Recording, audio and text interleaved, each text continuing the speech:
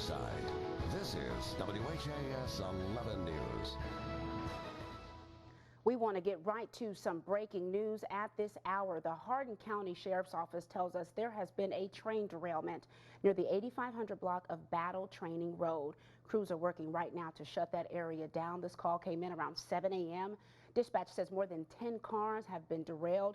We've just received an update from Kentucky State Police, and I'm told there are no reports of any injuries. Dispatchers also tell me there are no hazardous materials involved. We have a crew heading that way right now in the small town of Colesburg. Good Saturday morning to you, Kentuckiana. 9 o'clock and 36 degrees outside. It is good to see you. I'm Tabney Dozier. Get ready, though, for a chilly start to your weekend as we take a live look over downtown Louisville. We are talking about a freeze warning tonight in our area. Meteorologist Reed Yates is joining us now from Oxmoor Ford with more on this weekend's forecast. Good morning to you, Reed. Hey, good morning, Tabney. A bright sun here, that helps things a little bit, but I tell you what, we've got a chilly north wind. Let's go right to our forecast, and we will tell you why we are at Oxmoor Ford and proud to be here. We partnered with them. I will tell you, it involves Toys for Tots. You probably guessed it already. Let's take a look at our forecast this morning. We're in the upper 30s now. Temperatures drop down to 36. Now we're up a couple of degrees. By noontime, we'll move the temperatures on into the upper 40s, but this afternoon's high only 57 degrees, and then a freeze warning out for the viewing area tonight. Let's say good morning to Billy G with the Oxmoor Automotive Group. Billy, what do we want people to do today? We'd like people to come down today, sometime in the next 2 weeks. I mean, it's a great cause for the kids. We've been involved with this for several years now.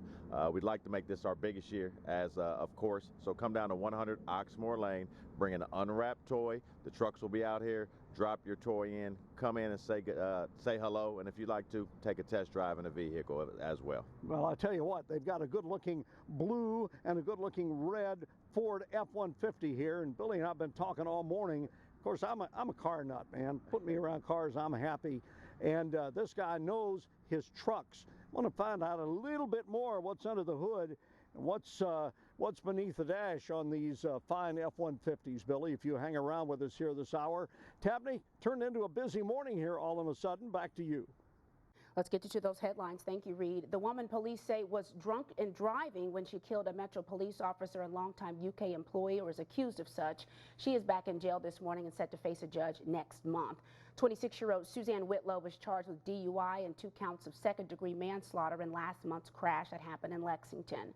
Police say Whitlow admitted to drinking several drinks in the hours before the crash. She's accused of driving up onto the sidewalk, killing Metro Detective Jason Schweitzer and UK employee Timothy Moore. She was booked into the Fayette County Jail, then returned to the hospital for the injuries she suffered. Whitlow was convicted of DUI back in 2014. It has been a violent week in Louisville, with the city's number of homicides growing to 99. 3 people have been killed within the last few days.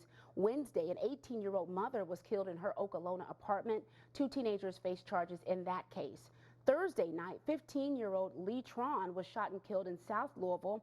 And just after 1 Friday morning, 35-year-old Michael Richardson was killed in a home in the Camp Taylor neighborhood. That was followed, though, by a quick arrest. Of the 99 homicide victims, 13 have been between the ages of 14 and 19.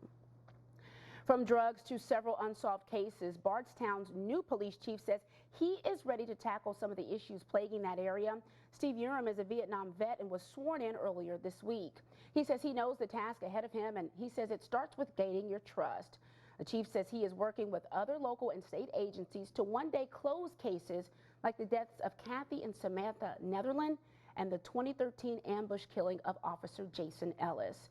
Urim says his department is also in talks with drug task forces to decrease drug-related deaths. And as we move forward, we'll see if we can give any extra help to the local agency. And the chief is also in the process of hiring 2 more officers. He replaces retired Rick McCubbin. It is so good to see you on this Saturday morning. As we know, the holiday season right around the corner, and it's your opportunity to meet some of the local businesses and get a head start on your shopping. Coming up next on GMK, the Weekend Edition, our guests are in with more on tonight's New Lou Holiday Open House and all the fun you can expect. Stick around. We'll see you soon.